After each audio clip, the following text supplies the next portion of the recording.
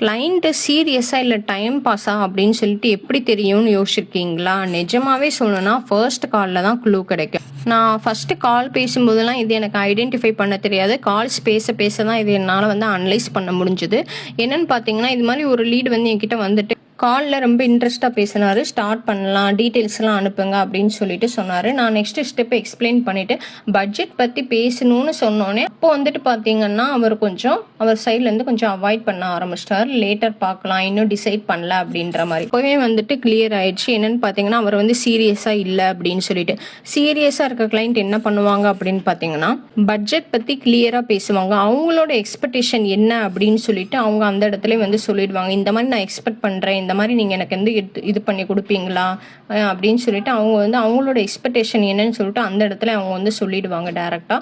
Next step confirm பண்ணுவாங்க. ரியலாக சொல்லணும்னா இந்த மாதிரி கிளாரிட்டி இருந்தால் தான் டீல் வந்து க்ளோஸ், இல்லைன்னா அது ஜஸ்ட் டைம் பாஸ் லீடாக தான் இருக்கும். உங்களுக்கு குவாலிட்டியான லீட்ஸ் வேணும்னா நம்ம பேஜை ஃபாலோ பண்ணிவிட்டு டிஎம் பண்ணுங்கள், டிஸ்கஸ் பண்ணலாம்.